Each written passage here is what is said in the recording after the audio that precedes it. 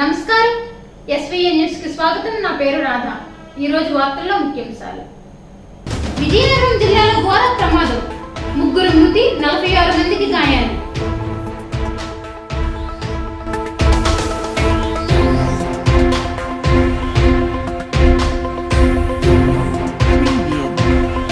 Visakha steel plant కోసం విలేకరులతో మాట్లాడిన రాజ్యసభ సభ్యుడు ఎంపీ విజయసాయిరెడ్డి।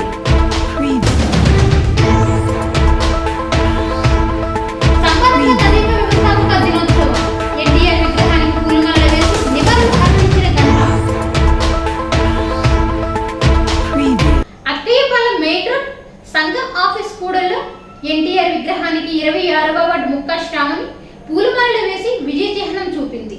ఈ కార్యక్రమంలో ముక్కా శ్రావణి, ముత్యాల నాయుడు తదితరులు పాల్గొన్నారు।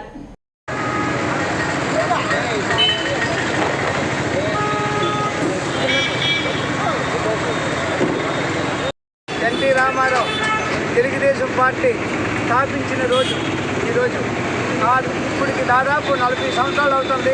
ఆయన స్థాపించిన పార్టీ ఆ రోజుని కార్యకర్తలందరూ కూడా ఎవరు కూడా చిరస్థాయిగా మర్చిపోకుండా ఆయన లేకపోయినా మాకు వెనకాతలు ఉండి ఆయన మేలు నుండి అందరికీ కూడా నడిపించండి। ఈరోజు కూడా కార్యకర్తలందరినీ కూడా చెక్కు చెదరకుండా ఎన్టీ రామారావు అభిమానులందరూ కూడా ఈరోజు కూడా ఈ పార్టీని అందరూ కూడా ఇలాగ ఊరు ఓడవాడ ప్రతి దగ్గర కూడా ఈవేళ పెద్ద పండుగ వాతావరణం చేసుకుంటారు। ఇలాగే అందరూ కూడా చేసుకోవాలని ఆయన దేవుళ్ళన్నీ కూడా మాకు ఒప్పుడు ఉండాలని మనసారా కోరుకుంటూ కార్యకర్తలందరూ కూడా నిండు నూరేళ్ళు ఉండాలని కోరుకుంటూ మురళీనగర్లోని కళాకేరళ ఆడిటోరియంలో సోమవారం నిర్వహించిన రాష్ట్ర స్థాయి బీసీల రౌండ్ టేబుల్ సమావేశంలో మాట్లాడుతున్న బీసీ సంక్షేమ సంఘం జాతీయ అధ్యక్షులు కృష్ణయ్య, రాష్ట్ర అధ్యక్షులు ఎల్ వెంగళరావు తదితరులు పాల్గొన్నారు।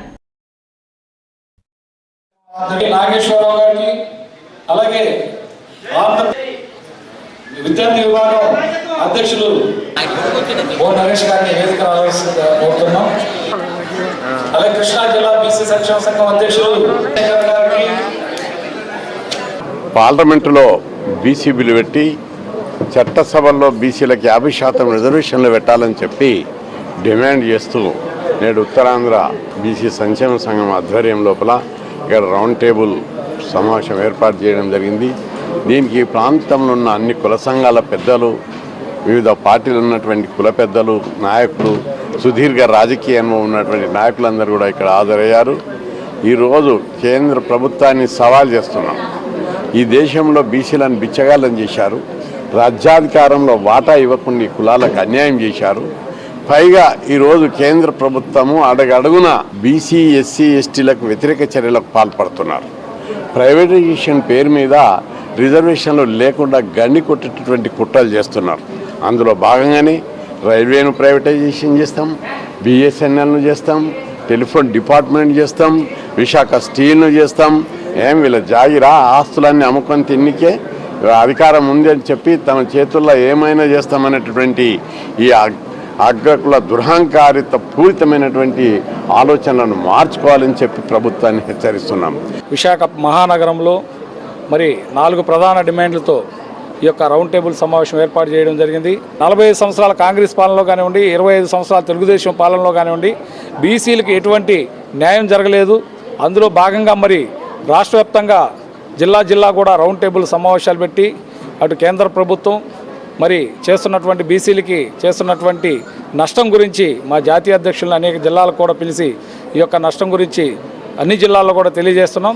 అందులో ముఖ్యంగా చట్టసభల్లో 50% రిజర్వేషన్లు, మరి బీసీలకి సబ్కోటా, మహిళా సబ్కోటా ఏర్పాటు చేసి మహిళా రిజర్వేషన్లు కూడా వెంటనే అమలు చేయాలని చెప్పేసి, అదేవిధంగా బీసీలకి బడ్జెట్లో మరి 50 లక్షలు బీసీ సప్లాన్ కింద కూడా కేంద్ర ప్రభుత్వం మరి నిధులు కేటాయించాలని చెప్పేసి కూడా కేంద్ర ప్రభుత్వాన్ని డిమాండ్ చేస్తున్నాం। అట్లాగే క్రిమిలేర్ అనే పదంతో బీసీ ఉద్యోగస్తులకి మరి ప్రమోషన్లో రిజర్వేషన్లు కల్పించకుండా కేంద్ర ప్రభుత్వం దాన్ని కూడా నిలుపుదల చేస్తుంది కాబట్టి క్రిమిలేర్ ఎత్తేయాలని చెప్పేసి కూడా డిమాండ్ చేస్తున్నాం। అట్లాగే రాష్ట్ర గౌరవ ముఖ్యమంత్రి వర్యులు కూడా మరి 56 కులాలకి బీసీ కార్పొరేషన్లు ఏర్పాటు చేశారు, కుల కార్పొరేషన్లు। కాబట్టి ముఖ్యమంత్రి వర్యులు కూడా త్వరగా ఈ బీసీలు కూడా బడ్జెట్ కేటాయించాలని చెప్పేసి కూడా తెలియజేస్తున్నాం। తదేపా వ్యవస్థాపక దినోత్సవాన్ని నగరంలోని పలు ప్రాంతాలలో సోమవారం ఘనంగా నిర్వహించారు। పార్టీ శ్రేణులకు నేతలు దిశానిర్దేశం చేశారు. బీచ్ రోడ్డులో పార్టీ వ్యవస్థాపక అధ్యక్షుడు ఎన్టీఆర్ విగ్రహానికి పూలమాలలు వేసి నివాళులు అర్పించిన ఎమ్మెల్యే గంటా శ్రీనివాసరావు.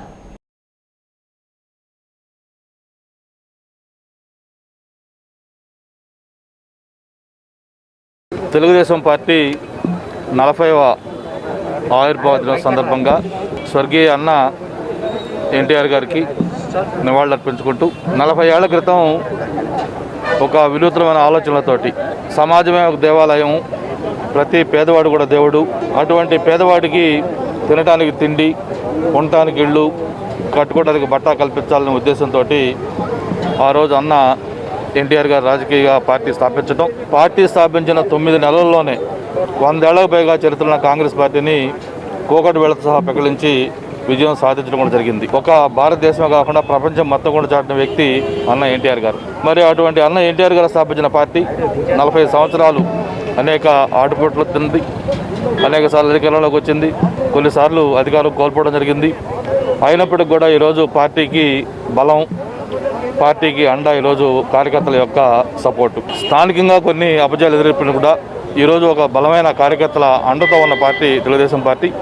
మరి అన్న ఎన్టీఆర్ గారు ఏ ఉద్దేశంతో పార్టీ స్థాపించారో ఆయన ఆశయ సాధన కోసం అందరం కూడా పునరంకితం కావాలి.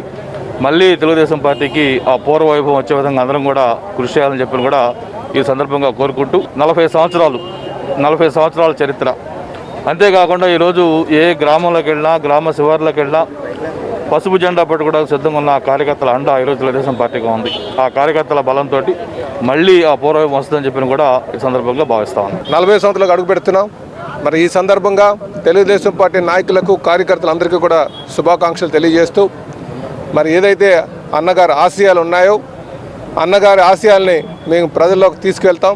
అలాగే వ్యవస్థ నిర్మాణం, సమాజం స్థాపన కోసం అనునిత్యం తెలుగుదేశం పార్టీ కృషి చేసి అన్నగారి యొక్క ఆశయాలను తీసుకెళ్తామని తెలియజేస్తున్నాం. తెలుగుదేశం పార్టీ జాతీయ అధ్యక్షులు నారా చంద్రబాబు నాయుడు గారి యొక్క నాయకత్వంలోని, అలాగే యువ నాయకులైనటువంటి లోకేష్ బాబు గారి నాయకత్వంలో పనిచేయడానికి తెలుగుదేశం పార్టీ కుటుంబ సభ్యులందరూ కూడా ఎప్పుడు ముందుంటారని చెప్పి ఈ సందర్భంగా తెలియజేస్తున్నాం. సమాజమే దేవాలయం, సమాజమే దేవాలయం, ప్రజలే దేవుళ్ళు అనే నినాదంతో వెళ్తున్నాం. దాని యొక్క ఉద్దేశం సమాజాన్ని చూసే దృక్పథం ఆ విధంగా చూస్తే ఖచ్చితంగా ఈ వ్యవస్థలు నిర్మాణం చేయొచ్చని అన్నగారి ఆశయాలు. కనుక అన్నగారికి నివాళులు అర్పించి వారి ఆశయాలను తీసుకెళ్తామని చెప్పి మరొక మరి మీకు తెలియజేస్తాం. విజయనగరం జిల్లా సుంకరపేట జాతీయ రహదారిపై సోమవారం ఘోరమైన రోడ్డు ప్రమాదం జరిగింది. విజయనగరానికి చెందిన డ్రైవర్లు ఆశీర్వాదం, కె దేముడు పాలకొండ డిపో బస్సులో ప్రయాణిస్తున్న సన్యాసి నాయుడు, ఈ ముగ్గురు అక్కడికక్కడే మృతి చెందారు. 55 మంది ప్రయాణికులు ఉండగా అందులో 46 మందికి గాయపడ్డారు.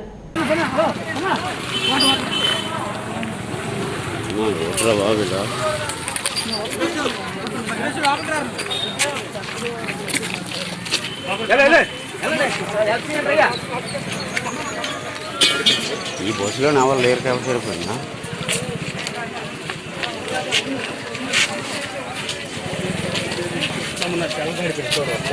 ఇది నడుపుతారు చూడు.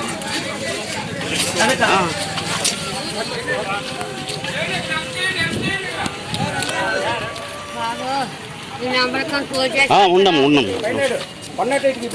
అక్కడ బతుకలో ఉంది, బతుకలో ఉంది, బతుకలో సీట్లో నుండి చూడు. ఏ సీట్లో?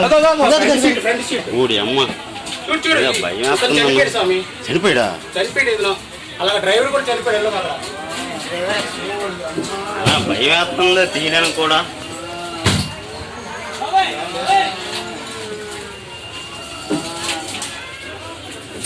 కళ్ళ ముందే ఎంత యాక్సిడెంట్.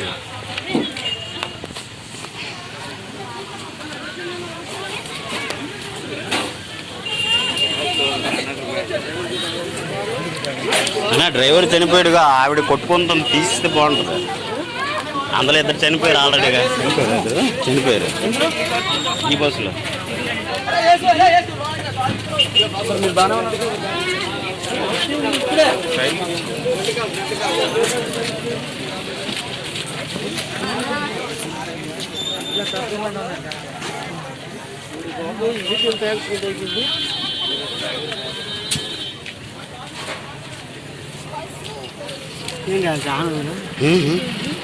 కేజీహెచ్లో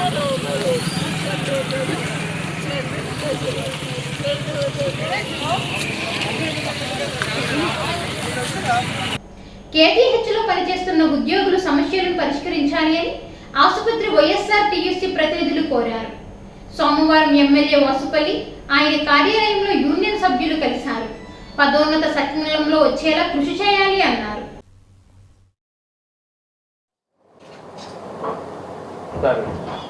కేజీహెచ్లో అనేక సర్వీసెస్ అందించాము. రోడ్స్ అన్నీ కూడా వేయించడం జరిగింది. ఒక 10 కోట్లతో ఖర్చు పెట్టించి జిఎంసి ఫండ్స్ ద్వారా యూజరీ లైన్స్ అన్నీ కూడా చేయించడం జరిగింది. సూపర్ స్పెషాలిటీ హాస్పిటల్ ఏదైతే కార్పొరేట్ సెక్టార్తో సోషల్ రెస్పాన్సిబిలిటీలోని సుమారు 80 కోట్ల రూపాయలు పెట్టి అతిపెద్ద హాస్పిటల్ లోనేమో G+7 నిర్మాణం కూడా దాంట్లో ఆ రోజు నేను చాలా ప్రెజరైజ్ చేసి అనేక మీటింగ్స్ ఆర్గనైజ్ చేసి కలెక్టర్ల మీద ఒత్తిడి తీసుకొచ్చి అసెంబ్లీలో దీని మీద నిలదీసి ఆ యొక్క సోషల్ రెస్పాన్సిబిలిటీ ఫండ్స్ అంతా కూడా రప్పించి ఆ హాస్పిటల్ కూడా ఈరోజేమో పూర్తి కావచ్చింది. అది కూడా ఇప్పుడేమో స్టార్టింగ్కి అది త్వరలోనే అది కూడా స్టార్ట్ చేయబోతా ఉన్నాము.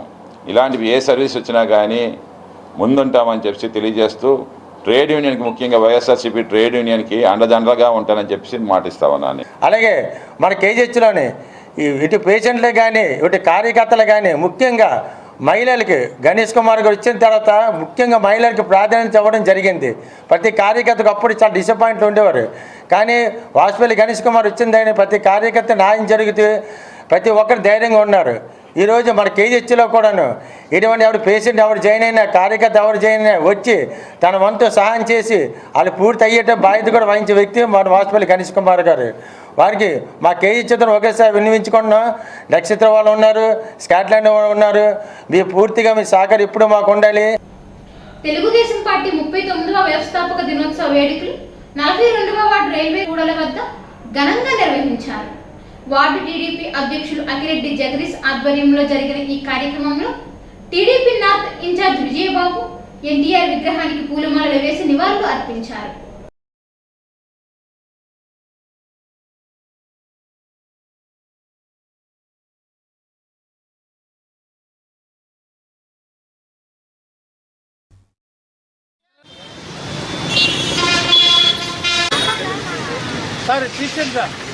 రామారావు గారు పేదవాడికి ఇబ్బంది కలగకూడదన్న ఉద్దేశంతో ఈ తెలుగుదేశం పార్టీ ఆవిర్భావ దినోత్సవం చేసిన రోజు ఈరోజు. అందుకని ప్రతి తెలుగువాడి గుండెల్లో నందమూరి తారక రామారావు గారు గుర్తుండేటట్టు చేశారు. అలాగే ఈ పార్టీ ఆవిర్భావ దినోత్సవం రాష్ట్ర వ్యాప్తంగా అన్ని మండలాల్లో, జిల్లా కార్యాలయాల్లో, అలాగే ప్రతి వార్డులోనూ ఈ కార్యక్రమం చేయడం జరుగుతుంది. అలాగే ముఖ్యంగా మన 42వ వార్డు ఈ కార్యక్రమానికి రావటం జరిగింది. మన నార్త్ నియోజకవర్గంలో అన్ని వార్డుల్లో ఈ కార్యక్రమం జరుగుతుంది. ఇక్కడ మన అకిరెడ్డి జగదీష్ గారి ఆధ్వర్యంలో, అలాగే పెద్దలు గోగినేని సాంబశివరావు గారు, అలాగే మన ఎన్టీఆర్ సేవా సంఘం ఏర్పాటు చేసిన కార్యక్రమానికి ఈరోజు రావటం జరిగింది. మన స్వర్గీయ ఎన్టీ రామారావు గారు పేద ప్రజలు పడుతున్న బాధలు కష్టాలు చూసి ఆ రోజు ఆయన సినీ ఫీల్డ్ నుంచి బయటకు వచ్చి నా రాష్ట్రాన్ని, నా ప్రజల్ని ఈ ఇబ్బంది నుంచి బయటికి తేవాలని ఒక ఉద్దేశంతో ఈరోజు ఈ తెలుగుదేశం పార్టీని స్థాపించే రోజు ఈరోజు. ఆయన శ్రమ అనేది ఈరోజు ఆంధ్రప్రదేశ్లో ప్రతి పేదవాడు ఇవాళ 5 ఏళ్ళతో తింటున్నాడంటే ఆ రోజు చేసిన ఫలితం ఈరోజు ఈ తెలుగుదేశం పార్టీ స్థాపించడం. ఈరోజు ఈ తెలుగుదేశం పార్టీ ఉంది కాబట్టి ప్రతి నాయకుడికి కూడా ఒక భయం, ప్రతి పార్టీకి కూడా ఒక భయం. ఎందుకంటే తెలుగుదేశం పార్టీ అనేది పేదవాడి పార్టీ. ఆనాడు స్వర్గీయ ఎన్టీ రామారావు గారు కూడా తిండి, గుడ్డ, గూడు ఈ 3 విధానాలతో ఈ పార్టీని స్థాపించడం జరిగింది. అదేవిధంగా మనకి రూపాయికి రేషన్ ఇవ్వడం కానీ ఆ రోజు ఆ మహానాయకుడు పెట్టబట్టే ఈరోజు దాన్ని ప్రతి ఒక్కరు కూడా ఫాలో అయ్యి వస్తున్నారు. ఈరోజు ప్రతి ఒక్కరు పేరు మారుస్తున్నారు తప్ప పథకాలు మాత్రం ఆ రోజు మా అన్నగారు ఎన్టీ రామారావు గారు పెట్టింది. భవిష్యత్తు తెలుగుదేశం పార్టీదే అని పార్టీ 50వ వార్డు నాయకులు సనకల వనప్రసాద్ పార్టీ 39వ వ్యవస్థాపక దినోత్సవం సందర్భంగా బిర్లా జంక్షన్ సమీపంలో ఉన్న ఎన్టీఆర్ విగ్రహానికి పూలమాలలు వేసి నివాళులు అర్పించారు.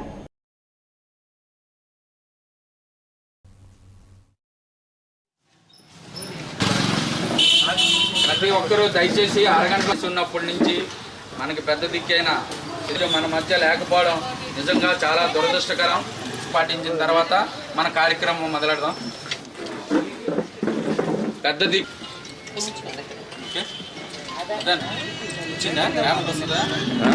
తెలుగుదేశం పార్టీ ఆవిర్భవించి 40 సంవత్సరాలు అయింది. పార్టీ ఆవిర్భావ దినోత్సవం సందర్భంగా ఈరోజు 50వ వార్డులో నేను సనపల వరప్రసాద్ నా ఆధ్వర్యంలో ఈరోజు ఇక్కడ కార్యక్రమాలు జరుగుతున్నాయి.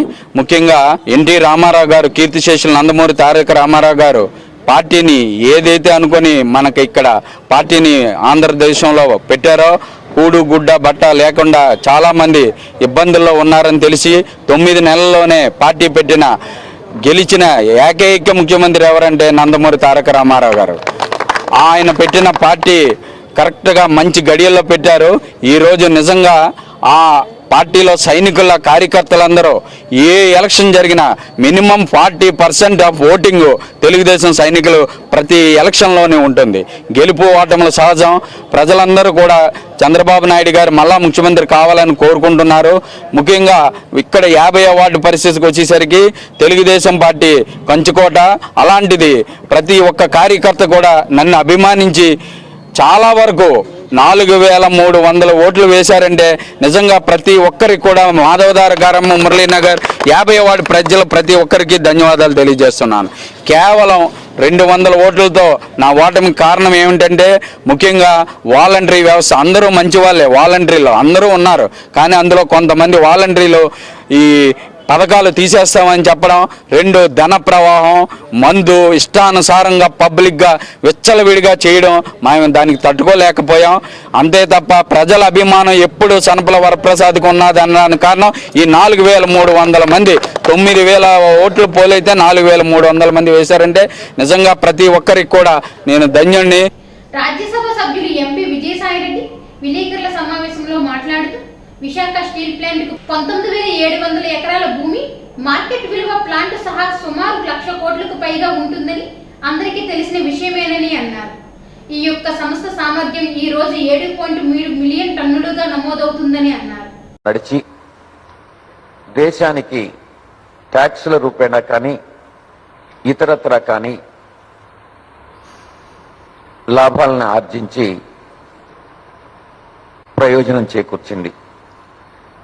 ఈ యొక్క స్టీల్ ప్లాంట్కి 19,700 ఎకరాల భూమి, మార్కెట్ విలువ ప్లాంట్ సహా ఇంచుమించు 1,00,000 కోట్లకు పైగానే ఉంటుందన్నటువంటి విషయం అందరికీ కూడా తెలుసు. ఈ యొక్క సంస్థ సామర్థ్యం, ఇన్స్టాల్డ్ కెపాసిటీ ఈరోజు 7.3 మిలియన్ టన్నులుగా నమోదవుతా ఉంది. ఉత్పత్తి సామర్థ్యానికి పెంచడానికి ఈ యొక్క సంస్థ వివిధ చర్యలను తీసుకున్నదన్నటువంటి విషయం మీ అందరికీ కూడా తెలుసు. విశ్వవ్యాప్తంగా దేశంలోనే కాదు ప్రపంచంలోనే ఈ రంగంలో, ఉక్కు రంగంలో ఆర్థిక మాంద్యం వల్ల విశాఖ ఉక్కు 2014-15 నుంచి క్రమంగా నష్టాల బాట పట్టిందన్నటువంటి విషయం అందరికీ కూడా తెలుసు. దీనికి ప్రధానంగా సొంత గనులు లేకపోవడం, ఈ యొక్క విస్తరణకి, ఎక్స్పాన్షన్కి ఎక్కువగా అప్పులు తీసుకురావడం, ఆ యొక్క ఇంట్రెస్ట్ భారం దీని మీద పడడం ఈ యొక్క నష్టాలకి కారణమైంది. విశాఖ ఉక్కు కర్మాగారాన్ని నుంచి పెట్టుబడులు ఉపసంహరించాలనని, ఆ సంస్థకి కాస్త అండగా నిలిచి చేయూతనిస్తే తప్పనిసరిగా నష్టాల నుంచి లాభాల బాట పడుతుందనని మా యొక్క ప్రభుత్వం, రాష్ట్ర ప్రభుత్వం, వైఎస్ జగన్మోహన్ రెడ్డి గారి ఆధ్వర్యంలో ప్రభుత్వం బలంగా నమ్ముతా ఉంది. సొంత గనులు, దీనికి 2 ప్రత్యామ్నాయాలని గౌరవ ముఖ్యమంత్రి వర్యులు సూచించారు. మొట్టమొదటిది సొంత గనులు దీనికి కేటాయించడం. 2, ఏదైతే రుణభారం ఉందో ఆ రుణభారాన్ని ఈక్విటీగా, మూలధనంగా కానీ కన్వర్ట్ చేస్తే ఈరోజు సంస్థ పే చేస్తున్నటువంటి 14% వడ్డీ భారం తగ్గుతుంది. దానివల్ల ఇది నష్టాల్లో నుంచి లాభాలకు వస్తుంది. సొంత గనులు కేటాయించడం వల్ల ఇంచుమించుగా 1 టన్నుకి 5,000 రూపాయలు ఆదా జరుగుతుంది. కాబట్టి తప్పకుండా ఇది నష్టాల నుంచి లాభాల్లోకి తీసుకొచ్చేటటువంటి అవకాశం ఉంది. రుణాలను బ్యాంకులు ఈక్విటీగా మారిస్తే వడ్డీ భారం తగ్గి ఇది స్టాక్ ఎక్స్చేంజ్లో కూడా లిస్ట్ చేసుకోవచ్చు. ఈ ప్రక్రియతో స్టాక్ మార్కెట్ ద్వారా ప్రజల నుంచి నిధులు సేకరించేటటువంటి అవకాశం ఏర్పడుతుంది. అంటే దీన్ని ప్రైవేటీకరణ చేసేదానికన్నా కూడా దీన్ని లాభాల బాటలోకి తీసుకొచ్చి ఒకవేళ అవసరం అని అనుకుంటే 25% 30% స్టాక్ ఎక్స్చేంజ్లో లిస్ట్ చేసి దాన్ని ప్రజలకు ఒక ప్రైవేట్ వ్యక్తికి కాకుండా స్టాక్ ఎక్స్చేంజ్లో లిస్ట్ చేస్తే ప్రజలే కొనుక్కునేటటువంటి అవకాశం ఉంటుంది అన్నటువంటిది నేను చెప్పేటటువంటి వివరణ. ఇప్పుడు ఈరోజు కూడా ఇది క్రమంగా సొంత గనులు ఇప్పటికీ కూడా అలాట్ చేయనప్పటికీ ఈ యొక్క రుణాన్ని ఈక్విటీగా కన్వర్ట్ చేయనప్పటికీ కూడా స్టీల్ ప్లాంట్ గత ఏడాది డిసెంబర్ నుంచి 6.3 ఉత్పత్తి సామర్థ్యంతో గరిష్ట స్థాయిలో పనిచేస్తూ ప్రతి నెల కూడా ఇంచుమించుగా 200 కోట్ల లాభాన్ని ఆర్జిస్తూ ఉంది. అక్యూములేటెడ్ లాసెస్ అన్నిటినీ కూడా చూపించి దీన్ని ఇదేదో నష్టాల్లో కూరుకుపోయినటువంటి సంస్థ అన్నటువంటి అభిప్రాయాన్ని కేంద్ర ప్రభుత్వం తెలియజేస్తూ ఉంది. కానీ ఇది కరెక్ట్ కాదు. ఇనుప ఖనిజం విశాఖ స్టీల్ ప్లాంట్ ఉత్పత్తి కోసం ప్రస్తుతం ఎన్ఎండిసికి చెందినటువంటి బయలడిల్లా గనుల నుంచి మార్కెట్ ధరకు ఇనుప ఖనిజం కొనుగోలు చేయడం వల్ల దాదాపు 5,260 రూపాయలు ఒక్కొక్క టన్నుకి ఈ సంస్థ కొనుగోలు చేస్తూ ఉంది. సొంత గనులుంటే ఇది ఆదా అవుతుంది. సొంతంగా మైన్ చేసి కనీసం ఒక 90% దీంట్లో ఆదా గలుగుతుంది అని మేము బలంగా నమ్ముతా ఉన్నాం. మిగతా అన్ని ఉక్కు కర్మాగారాలకి దేశంలో సొంత గనులున్నాయి. ఒక్క విశాఖపట్నం స్టీల్ ప్లాంట్కి తప్ప మిగతా అన్ని స్టీల్ ప్లాంట్లు కూడా 60% వాటి ముడి సరుకు స్వంత గనుల నుంచి తీసుకుని 40% మాత్రం బయట నుంచి తీసుకుంటుంటే విశాఖ స్టీల్ ప్లాంట్ మాత్రం 100% ముడి సరుకుని ఎన్ఎండిసి దగ్గర నుంచి బయలడిల్లా గనుల్లో నుంచి కొనుక్కోవడం జరుగుతూ ఉంది. విశాఖ స్టీల్ ప్లాంట్కి అవసరమైనటువంటి ఖనిజాన్ని పూర్తిగా ఎన్ఎండిసి గనుల మీద ఆధారపడడం వల్ల ఆర్ఐఎన్ఎల్కి అంటే ఈ విశాఖ ఉక్కుకి 3,472 కోట్ల రూపాయలు పైగా భారం పడతా ఉంది. ఇదంతా కూడా ఈ ఒక్కసారి సొంత గనులుగానే ఉంటే ఈ 3,472 కోట్ల రూపాయలు అది ప్రాఫిట్ అవుతుంది. అంతవరకు ఖర్చులు తగ్గుతాయి. మా గౌరవ ముఖ్యమంత్రి వర్యులు ఈ యొక్క విశాఖ ఉక్కుని ఎలా లాభాల బాటలో పట్టించాలి, ప్రత్యామ్నాలు ఏంటి అన్నటువంటి విషయాల్ని స్వయంగా ప్రధానమంత్రి గారికి వివరించడం కోసం అపాయింట్మెంట్ ఇవ్వాలనని కోరుకుంటా ఉన్నారు. ఈ విషయంగా గౌరవ ముఖ్యమంత్రి గారు అఖిలపక్ష బృందంతో పాటు కార్మిక సంఘాల నాయకులను కూడా వెంట తీసుకువెళ్తారు అని నేను తెలియజేసుకుంటా ఉన్నా. విశాఖ స్టీల్ ప్లాంట్కి సంబంధించి రాష్ట్ర ప్రజల ఆకాంక్షను, సంస్థతో మాకు ముడిపడి ఉన్నటువంటి సెంటిమెంట్ని స్వయంగా ప్రధానమంత్రి గారికి వివరిస్తారు. అందువల్ల వీలైనంత త్వరగా అపాయింట్మెంట్ ఇవ్వాలనని ప్రధానమంత్రి గారిని కోరడమైనది. విశాఖ స్టీల్ ప్లాంట్ రివైవల్ కోసం రాష్ట్ర ప్రభుత్వం అన్ని విధాల సహాయ సహకారాలు అందిస్తుందని నేను హామీ ఇస్తా ఉన్నాను. లక్ష్య సాధన కోసం సమర్థవంతమైనటువంటి నాయకులు అందరితో కలిసి, కార్మిక సంఘాలు కానీ రాజకీయ పక్షాలు కానీ అందరితో కలిసి అడుగులు వేస్తామనని ఈ సందర్భంగా తెలియజేసుకుంటా ఉన్నాం. మరొక విషయం, రాష్ట్ర ప్రధానమంత్రి గారిని కలిసి వివరించడమే కాకుండా రాష్ట్ర శాసనసభలో ప్రైవేటీకరణకు వ్యతిరేకంగా తీర్మానం కూడా చేసి కేంద్ర ప్రభుత్వానికి పంపిస్తామనని తెలియచేసుకుంటా ఉన్నాం. ఒక్క మాటలో చెప్పాలంటే ఈ యొక్క ప్రైవేటీకరణ విషయంలో కేంద్ర ప్రభుత్వ నిర్ణయాన్ని రాష్ట్ర ప్రభుత్వం పూర్తిగా వ్యతిరేకిస్తుంది. రాష్ట్ర ప్రజల ఆకాంక్షల మేరకు ఈ ప్రైవేటీకరణ సాధ్యం కాదు అన్నటువంటి విషయాన్ని తెలియజేస్తా ఉంది. ఎందుకంటే ఇది సెంటిమెంట్తో కూడుకున్నటువంటి విషయం. రాష్ట్ర ప్రజలు ఎంత మాత్రం ప్రైవేటీకరణ ఒప్పుకోరు. కాబట్టి ఇది నిర్ణయాన్ని వెనక్కి ఉపసంహరించుకోండి అని కేంద్ర ప్రభుత్వానికి మేమందరం కూడా విజ్ఞప్తి చేస్తా ఉన్నాం.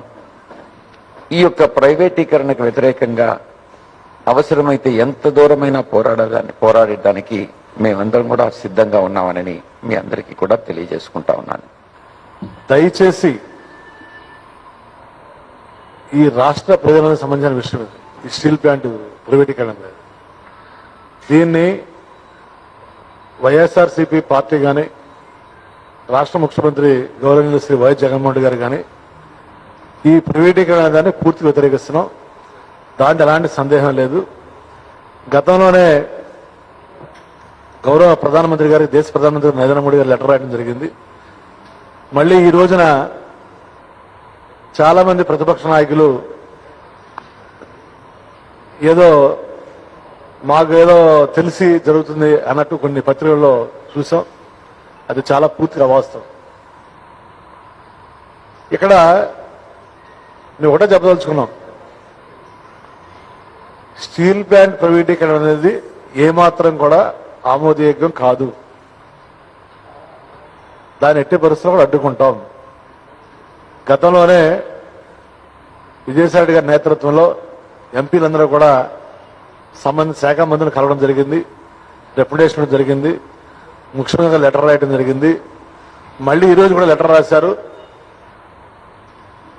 అపాయింట్మెంట్ ప్రధానమంత్రి గారు ఇస్తే గౌరవ ముఖ్యమంత్రి గారితో పాటు ఈ ప్రతిపక్ష వాళ్ళు ఎవరైనా వస్తే వాళ్ళని, కార్మిక సంఘాలు వస్తే వాళ్ళని కూడా తీసుకెళ్లి డైరెక్ట్గా ప్రైమ్ మినిస్టర్ గారితో కల్పించి ఈ స్టీల్ ప్లాంట్ అనేది కొన్ని లక్షల మంది ఉద్యమం చేసి సాధించుకున్న సంస్థ, 32 మంది ప్రాణత్యాగం జరిపిన సంస్థ.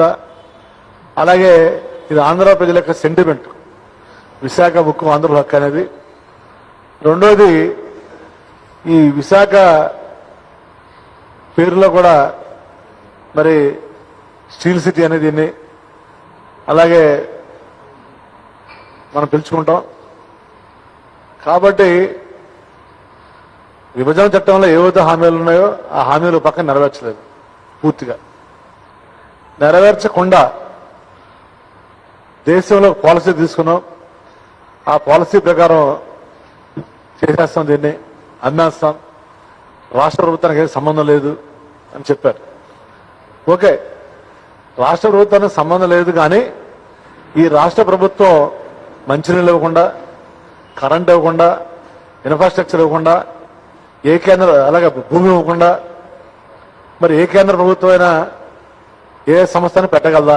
ఏ రాష్ట్రంలోనైనా? మరి ఆనాడు 60 గ్రామాల రైతులు సుమారు 25 ఎకరాలని ఆల్మోస్ట్ ఫ్రీగా 1000 రూపాయల నుంచి 1200 రూపాయలకు ఇచ్చారు. ఎందుకు ఇచ్చారు? మన ప్రాంతంలో పరిశ్రమ వస్తుంది, మన ప్రాంతంలో పరిశ్రమ వస్తే ఇప్పుడు కొన్ని వేల మందికి ఉపాధి దొరుకుతుంది, దాని ద్వారా మన ప్రాంతం అభివృద్ధి చెందుతుంది.